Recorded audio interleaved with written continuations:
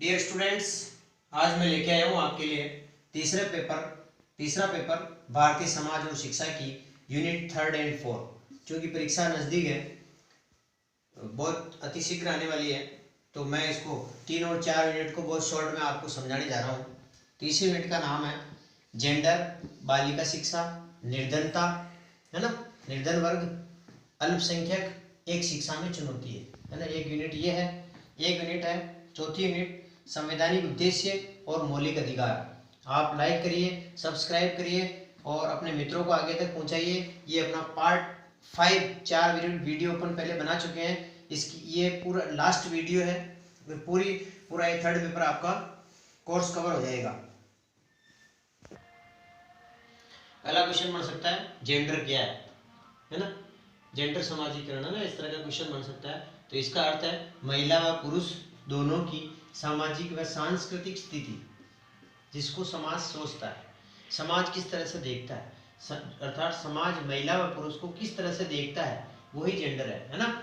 Gender परिवर्तनशील है, ये समय के साथ और संस्कृति के साथ बदल जाता है। कैसे? जैसे एक लड़की है उच्च वर्ग में या अच्छे पैसे वाले खानदान में, एक लड़की है और वही लड़की एक गाड़िया लोहार की है या किसी एक ऐसे व्यक्ति की है जो मजदूरी करके काम करता है, वो उसको अच्छी शिक्षा दिलाएगा। वो जेंडर समान है लेकिन उसका कार्य अलग अलग, यानी कि जेंडर परिवर्तनशील है, ये समय के साथ और संस्कृति के साथ बदल जाता है। दूसरा क्वेश्चन इंपॉर्टेंट लगा देना, बालिका शिक्षा का महत्व और आने वाली क्या क्या कठिनाइयाँ है ना। बालिका शिक्षा पर सरकार का जोर है, एक क्वेश्चन बन सकता है ना।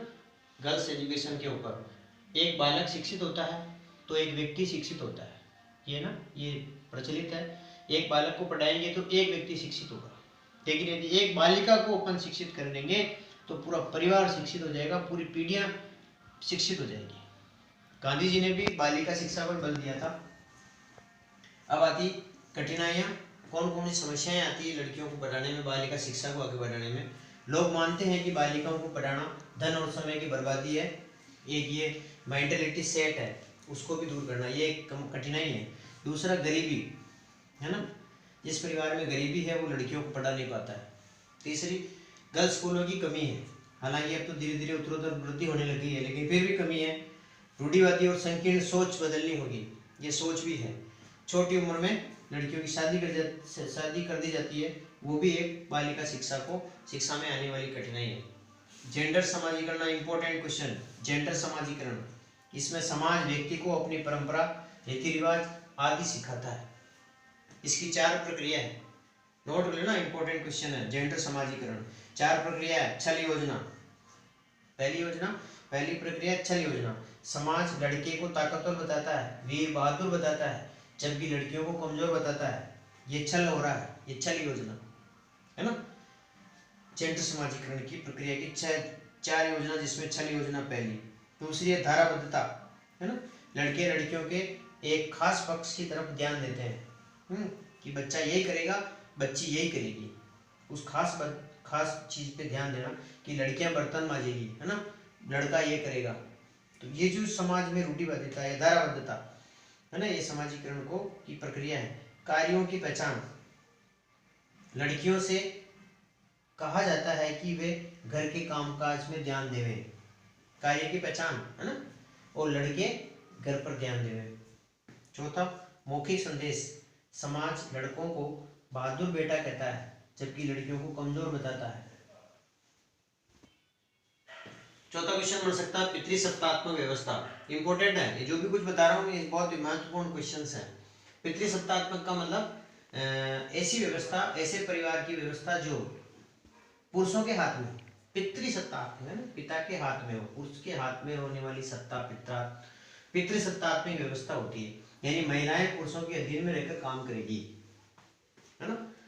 तो परिवार में पितृसत्तात्मक संस्था है, उसमें भी पिता को ही सर्वोच्च माना जाता है। पितृसत्तात्मक व्यवस्था पर क्वेश्चन आ सकता है, आप अच्छी तरह से समझ लेंगे। धर्म भी यही बताता है कि पुरुष प्रभुत्व को सर्वोपरि दिया गया है, धर्म ने भी। कानूनी व्यवस्था की बात करें तो इसकी सोच भी पितृसत्तात्मक है। फिर आर्थिक संस्था की बात करें तो पुरुष आर्थिक संपत्ति पर प्रभाव रखता है अपना ना इसमें। और आप अपने हिसाब से जोड़ के खूब लिख सकते हैं, मैंने बहुत शॉर्ट कर दिया है। शिक्षण संस्थाएं, शिक्षा पर पुरुषों ने कब्जा कर रखा है। ये कुछ चीजें ऐसी बताती है कि हमारी जो व्यवस्था है वो पितृसत्तात्मक व्यवस्था है। ये वेरी इंपॉर्टेंट, इसको तो आप नोट कर लेना। गरीबी पर प्रश्न आना मेरे को लगता है तय है, क्योंकि ये बहुत महत्वपूर्ण लग रहा है मेरे को। गरीबी की अवधारणा और उसके कारण तो इसके परिणाम है ना, इसमें दुष्परिणाम भी आप इसमें लिखे नहीं, लेकिन मैं आपको साथ साथ बताता चलूंगा। देखो गरीबी क्या होती है भाई, गरीबी वह दशा है जिसमें व्यक्ति की आय अपर्याप्त होती है, मेन इनकम, लोगों के पास पैसा खत्म हो जाता है, कमी आ जाती है, वो गरीब। यानी गरीबी वह दशा है जिसमें व्यक्ति की आय अपर्याप्त होती है, जिससे उसका जीवन स्तर क्या होता है, गिर जाता है, वो गरीबी कहलाती है। गरीबी क्यों होती है भाई, बहुत से कारण है, इसके अलावा बहुत से कारण है, लेकिन जितने आपको याद रहे उतने लिख देना आप। जैसे व्यक्ति कारण, एक आदमी क्या होता है व्यक्तिगत रूप से भी गरीबी के लिए उत्तरदायी होता है। यदि वो व्यक्ति, उसके वंशानुगत रोग है, कोई बीमारी है, दुर्घटना है, कोई पागलपन है, तो वो व्यक्ति गरीब ही होगा, अर्थोपार्जन नहीं कर पाएगा, उसके पैसे कमा नहीं पाएगा। दूसरा भौतिक पर्यावरण, प्राकृतिक प्रकोप आ गया, बाढ़ अकाल महामारी, जैसे भी कोरोना महामारी है, बहुत से धंधे ठप हो गए, ये भी एक गरीबी का कारण बना है। आर्थिक कारण, व्यापारिक मंदी आ जाती है, बेकारी की अवस्था में लोग दिवालिया हो जाते हैं, आर्थिक कारण। सामाजिक कारण में बाल विवाह, शैक्षणिक कमियां आदि से गरीबी आ जाती है। सामाजिक कारण, बाल विवाह कर देते हैं बच्चे का शादी होती ही, तो वो एक गरीबी का कारण बन जाता है। शैक्षणिकता में कोई कमी आ जाती है। राजनीतिक कारण, सामाजिक अस्थिरता और उथल पुथल गरीबी को जन्म दे देती है। राजनीति में अस्थिरता भी देश में गरीबी पैदा कर सकती है। युद्ध, यदि देश के लंबा अंतराल युद्ध चल रहा है तो युद्ध से भी गरीबी आना तय है देश में। सांस्कृतिक कारण है ना, ये भौतिक, आर्थिक, सामाजिक, राजनीतिक, युद्ध, सांस्कृतिक कारण, ये तो नॉर्मल आपको याद रह जाएंगे, खूब लिख सकते हो आप इसमें। बढ़ती जनसंख्या भी गरीबी का कारण है, जनसंख्या बढ़ेगी तो संसाधनों पर दबाव पड़ेगा, गरीबी बढ़ेगी। बेकारी से भी बढ़ेगी, बेकारी प्रथा, बेकार खेती, खेती मानसून का जुआ है, ये भी गरीबी का कारण है। खेती धीरे धीरे कम होती जा रही है, जनसंख्या बढ़ती जा रही है, तो गरीबी का कारण बन रही है। जमींदारी प्रथा, किसी की एक जमीन को वो चला रहा है, कर रहा है, काम चल रहा है, तो उसका वो गरीब होता जा रहा है। अज्ञानता, अशिक्षिता भी इसका मेन, और आलस्य और कुछ ये मेन कारण भी है कि जो आदमी काम नहीं करता है, कर्मण्य हो जाता है, आलस्य हो जाता है, निष्क्रियता आ जाती है, तो वो गरीब हो जाता है। औद्योगिकरण, पूंजीवाद, ये भी एक कारण है। अब इसके दुष्परिणाम क्या होगा भाई, जब आदमी के पास गरीबी आएगी तो वो गलत काम करने लग जाएगा, है, वो हो सकता है चोर उचक्का बढ़ जाए, हो सकता है वो आदमी आत्महत्या के लिए मजबूर हो जाए। तो ऐसे इसके बहुत से दुष्परिणाम है जो आप, ये जिसके साथ दुष्परिणाम और ये भी आ सकते हैं, आप अपने हिसाब से उसको सेट कर लेना, याद कर लेना। अब अपने चौथी यूनिट से नागरिकों के मूल अधिकार के बारे में प्रश्न पूछा जा सकता है। मूल अधिकार कौन कौन से हैं, वर्णन कीजिए।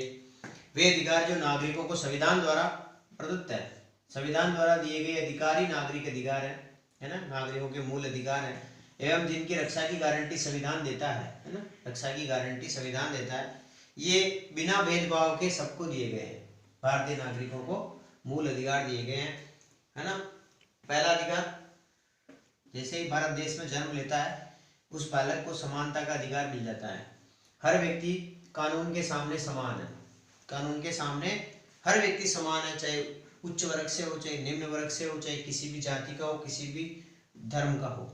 सरकारी सेवाओं में भी लिंग, वंश, जाति आदि का कोई भेदभाव नहीं होगा, समानता का अधिकार होगा। स्वतंत्रता का अधिकार है ना, भारतीय नागरिकों को भारत के किसी भी भाग में भ्रमण करने की स्वतंत्रता होगी, भाषण देने की और लेखन की स्वतंत्रता होगी, लेकिन मर्यादित है ना। स्वतंत्रता का अधिकार दिया गया है भारत में, अपना मूल अधिकार है। तीसरा आता है शोषण के विरुद्ध अधिकार, यदि कहाँ शोषण हो रहा है तो उसके विरुद्ध अधिकार बनता है, कोई व्यक्ति दूसरे व्यक्ति का शोषण नहीं करेगा। 14 से कम आयु बालकों को किसी भी संकटग्रस्त कार्य, कारखानों में, दुकानों पर नहीं लगाया जाएगा। धार्मिक स्वतंत्रता का अधिकार, हर व्यक्ति को, भारत देश के हर नागरिक को किसी भी धर्म को अपनाने का अधिकार होगा। पांचवा है शिक्षा एवं संस्कृति का अधिकार, अपनी भाषा, संस्कृति, लिपि को सुरक्षित रखने का अधिकार होगा हर नागरिक को। है, जाति, धर्म, वंश का भेदभाव नहीं होगा। संवैधानिक उपचारों का अधिकार, संवैधानिक उपचारों का अधिकार। पहला आता है बंदी प्रत्यक्षीकरण लेख। संवैधानिक उपचारों का अधिकार, पहला समानता का अधिकार, फिर स्वतंत्रता का अधिकार, शोषण के विरुद्ध अधिकार, धार्मिक स्वतंत्रता का अधिकार, शिक्षा एवं संस्कृति का अधिकार, संवैधानिक उपचारों का अधिकार। पहला आता है बंदी प्रत्यक्षीकरण लेख। जब न्यायालय सम्मुख किसी को अवैध रूप से बंदी बनाए जाने संबंधित कोई याचिका प्रस्तुत करता है कि मुझे अवैध रूप से बंदी बना रखा है, तो कोर्ट में पेश होना पड़ता है बंदी प्रत्यक्षीकरण लेख के अंतर्गत, है ना। उस समय ये बंदी प्रत्यक्षीकरण लेख काम आता है। परम आदेश, हम आज्ञा देते हैं, परम आदेश, है ना, हम आज्ञा देते हैं, ये इसका अर्थ है सार्वजनिक कर्तव्यों को पूरा करने के वास्ते।